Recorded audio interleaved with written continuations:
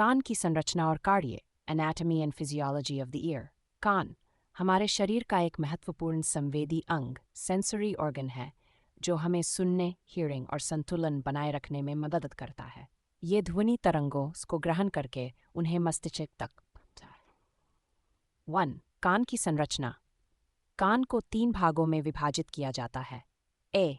बाहरी कान, external ear, pinna, auricle. यह कान का बाहरी भाग होता है जो ध्वनि तरंगों को इकट्ठा करके ईयर कैनाल में भेजता है। श्रवण नली, यह एक नलीनुमा संरचना होती है जो ध्वनि को अंदर की ओर ले जाती है। कर्णपट टेम्ब्रेन, यह एक पतली झिल्ली होती है जो ध्वनि तरंगों से कंपन करने लगती है। बी. कान, मिडल ईयर, इसमें 3 छोटी हड्डियां, ऑसिकल्स होती हैं। 1. Malleus, hammer. 2. Incus, anvil. 3. Stapes, stirrup. ये हड्डियां कंपन को आंतरिक कान तक पहुंचाने में मदद करती हैं। आंतरिक कान, कोक्लिया, ये एक घोंगे जैसी संरचना, स्नेल शेप्ड स्ट्रक्चर होती है जिसमें श्रवण कोशिकाएं, हेयर सेल्स होती है जो ध्वनि को इलेक्ट्रिकल सिग्नल में बदलती हैं।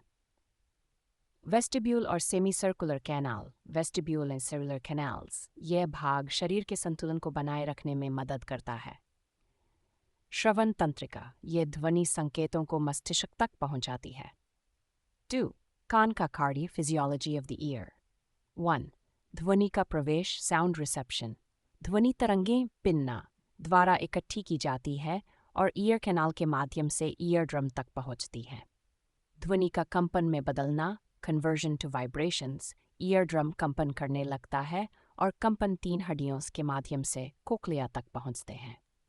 इलेक्ट्रिकल सिग्नल में परिवर्तन, सिग्नल ट्रांसमिशन, कोक्लिया में हेयर सेल्स ध्वनि को इलेक्ट्रिकल सिग्नल में बदलते हैं।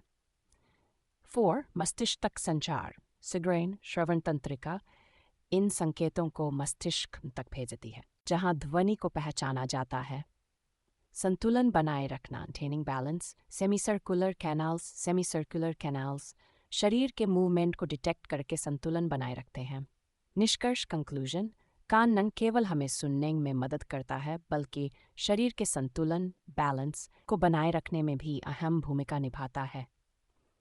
इसकी जटिल संरचना और कार्यप्रणाली हमें दुनिया की आवाज़ें सुनने और अपने शरीर को नियंत्रित करने में सहायता करती है।